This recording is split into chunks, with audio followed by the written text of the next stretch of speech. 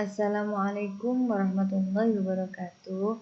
Bagaimana kabarnya anak-anak? Semoga sehat selalu ya. Hari ini kita belajar tematik tema 6, subtema 3, pembelajaran 1 sampai 6.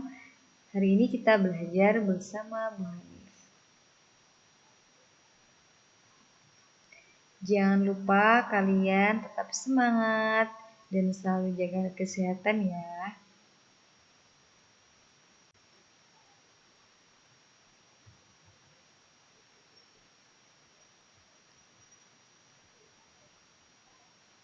Mari anak-anak simak video pembelajaran.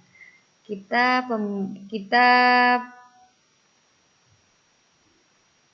belajar pembelajaran 1. Sekarang anak-anak lihat.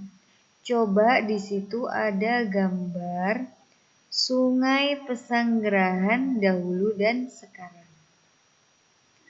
Yang di atas itu gambar, menurut anak-anak itu gambar sungai yang indah apa enggak ya?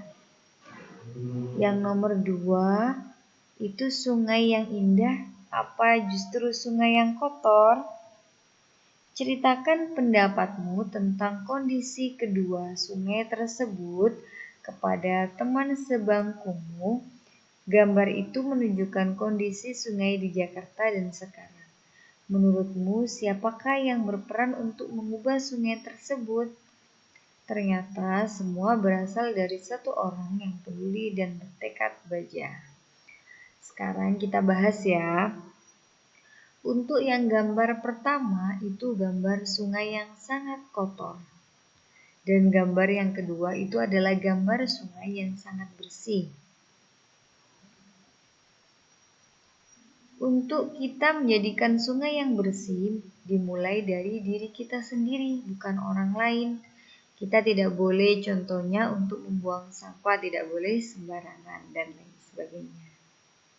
Begitupun di rumah ya anak-anak, dimanapun kalian berada, kalian harus membuang sampah pada tempatnya. Simak selanjutnya ya.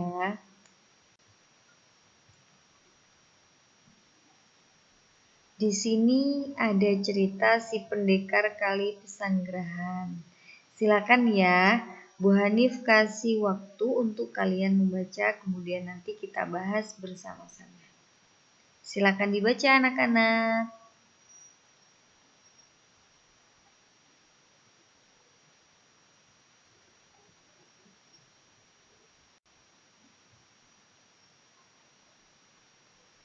Mari kita bahas. Yang sudah kalian baca tadi, berdasarkan bacaan tersebut, lakukan kegiatan berikut ini. Sekarang kita bahas bersama-sama ya. Lengkapilah diagram berikut ini berdasarkan bacaan tersebut. Halangan yang dihadapi di dalam cerita tersebut apa?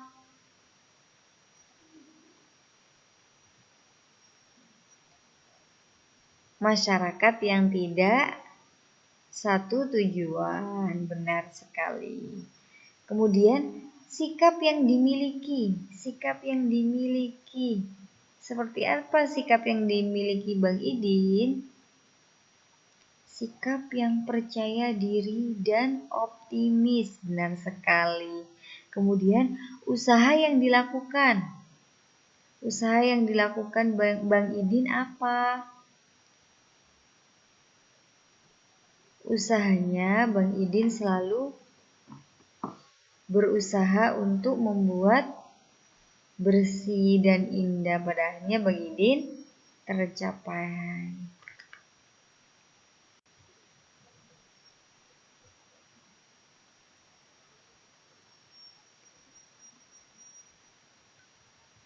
Sekarang di sini ada puisi.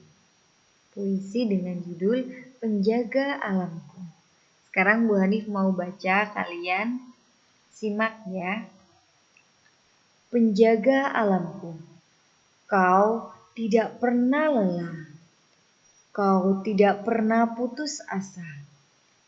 Kau tidak pernah menyerah. Mencintai alam di mana kau dibesarkan. Angin dan badai adalah sahabatmu. Hujan dan panas adalah penolongmu. Air sungai adalah kehidupanmu. Alammu adalah ibumu. Maka engkau menjaganya. Maka engkau memeliharanya. Maka engkau merawatnya. Karena alam adalah ibumu. Berdasarkan puisi di atas, berkisah tentang apakah puisi tersebut.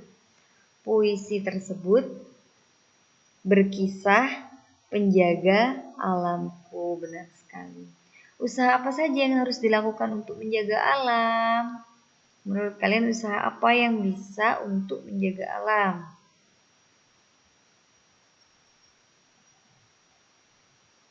Kita harus memelihara apa yang kita miliki, apa yang di sekeliling kita. Kemudian kita harus bersih, kita tidak boleh buang sampah sembarangan dan lain sebagainya.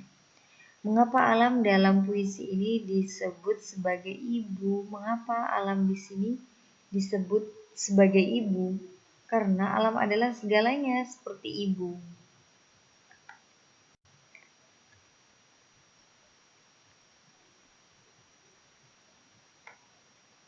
Tahukah kamu, deklamasi merupakan salah satu cara membaca puisi tanpa menggunakan teks puisi. Biasanya, orang yang mendeklamasikan puisi harus menghafalnya terlebih dahulu. Membaca puisi memerlukan pelafalan yang jelas dan intonasi yang tepat. Selain itu, pemenggalan kalimat juga harus diperhatikan. Dengan demikian, puisi tersebut akan enak didengar dan mudah dipahami isinya. Contoh menentukan jeda. Kau adalah para penyelamat negeri. Nah, sekarang bisa disimak. Garing 1 berhenti sebentar untuk bernafas, biasanya pada koma atau di tengah baris. Garing 2 berhenti agak lama, biasanya koma di akhir baris yang masih berhubungan dengan baris berikutnya. Garing 3 berhenti lama sekali, biasanya pada titik baris terakhir atau pada akhir puisi. Kau adalah para penyelamat negeri. Contohnya seperti itu ya, yang sudah tadi Bu Hanif bacakan.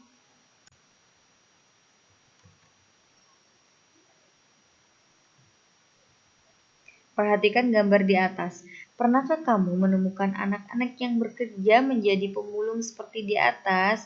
Pernahkah kamu berpikiran mengapa mereka bekerja di usia muda mereka? Apakah yang dilakukan mereka? Apa peran mereka di masyarakat? Tahukah kamu bahwa beberapa anak pemulung tetap bersekolah? Mereka memiliki cita-cita juga seperti kamu. Bahkan ada beberapa pemulung yang telah mencapai cita-citanya dengan gemilang. Yang harus kalian ambil adalah mereka pemulung aja punya cita-cita dan mereka bisa mencapainya. Begitu dengan kalian harus semangat terus untuk mencapai cita-cita agar kalian bisa menggapainya.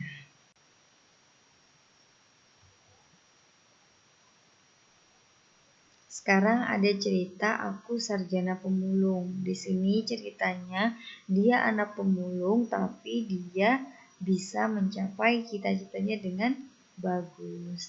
Silakan anak-anak baca ya.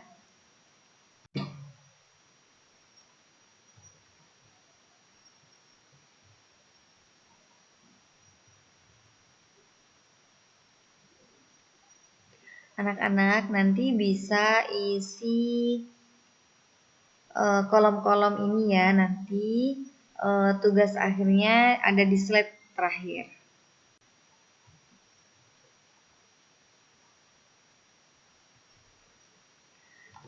Di sini ada bacaan Sang Arsitek.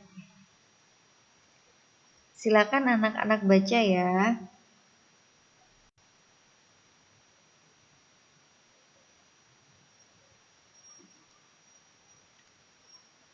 Keanekaragaman makhluk hidup telah memberikan manfaat bagi kehidupan manusia atau makhluk hidup lainnya. Sepantasnya manusia berusaha dan bertindak untuk memelihara, mengembangkan dan menjaga keanekaragaman makhluk hidup sebagai sumber daya alam hayati agar senantiasa dapat memperoleh manfaatnya. Masyarakat dunia sekarang harus segera bertindak melestarikan keanekaragaman makhluk hidup. Dampak buruk yang diakibatkan kepunahan makhluk hidup telah merugikan bagi manusia itu sendiri. Di Indonesia, banyak jenis hewan dan tumbuhan asli Indonesia berada di ambang kepunahan, bahkan beberapa sudah punah. Pelestarian makhluk hidup dapat dilakukan melalui cara-cara di antaranya berikut. 1. Upaya pelestarian tumbuh-tumbuhan. Upaya yang dilakukan sebagai berikut. Yang A. Kebun koleksi. B. Kebun plasma nutfah. C. Kebun botani. Yang kedua, upaya pelestarian hewan. A. Menangkar hewan langka dengan cara mengisolasi hewan tersebut. B. Mengambil telur-telur hewan untuk dibantu menetaskannya. C. Memindahkan hewan langka ke tempat yang lebih cocok. D. Membuat undang-undang perburuan. E. Menindak tegas para pelanggar dan memberikan sanksi hukum sesuai hukum yang berlaku.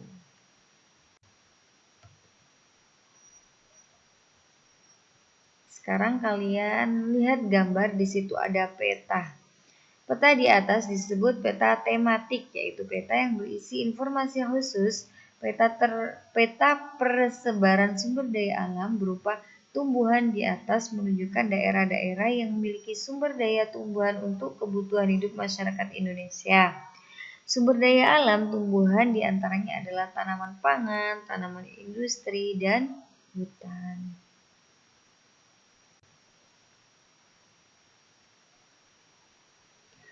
Tanaman pangan terdiri atas tanaman padi, palawija, sayuran, dan buah-buahan. Sedangkan tanaman industri berupa tanaman tebu, karet, kopi, teh, kelapa sawit, tembakau, dan kopra.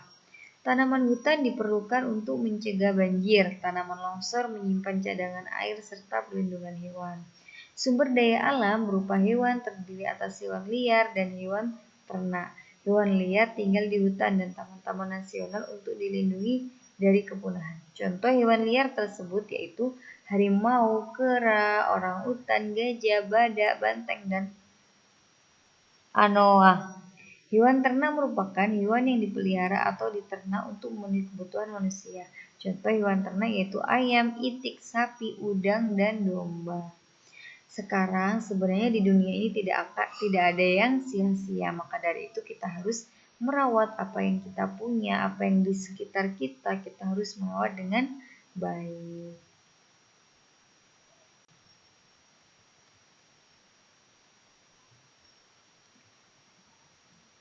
Pernahkah kamu mendengar kisah seseorang hampir gagal dalam meraih cita-citanya?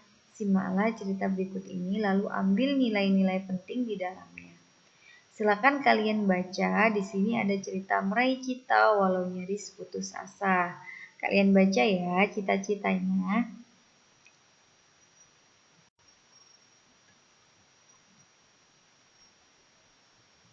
Setelah anak-anak baca, anak-anak silakan diisi kolom-kolom. Di situ ada halangan yang dihadapi, sikap yang dimiliki, dan usaha yang dilakukan. Kemudian kesimpulannya.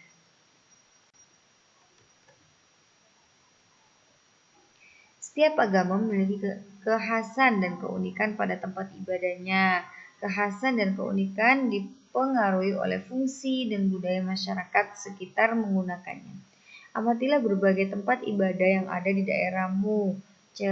Carilah informasi tentang apa saja dan kapan saja tempat ibadah itu dimanfaatkan oleh umatnya. Yang pertama adalah masjid. Masjid itu kegiatan keagamaannya apa? Silakan kalian tulis ya. Kemudian yang nomor 2 itu ada gambar gereja.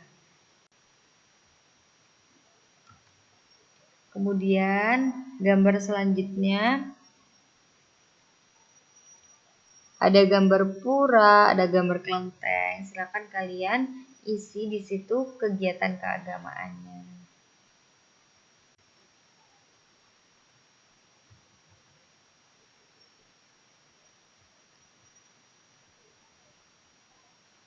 Mari anak-anak simak video pembelajaran.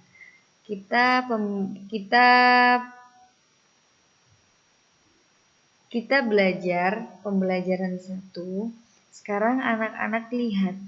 Coba di situ ada gambar Sungai Pesanggerahan dahulu dan sekarang. Yang di atas itu gambar, menurut anak-anak itu gambar sungai yang indah apa enggak ya? Yang nomor 2 itu sungai yang indah apa justru sungai yang kotor? Ceritakan pendapatmu tentang. Tugas hari ini adalah yang pertama, kalian membuat poster dengan tema kebersihan. Dibuat di buku tulis. Kemudian yang kedua, bacalah halaman 127 dan 128. Kemudian kerjakan halaman 129 di buku tulis. Yang ketiga, kerjakan halaman 148 sampai 149. Semua tugas dikerjakan di buku tulisnya, kemudian nanti dikoreksi ketika luring. Semangat anak-anak hebat! Semoga kalian selalu semangat dan selalu diberikan kesehatan. Semoga kalian semangat agar kalian bisa menggapai mimpi kalian.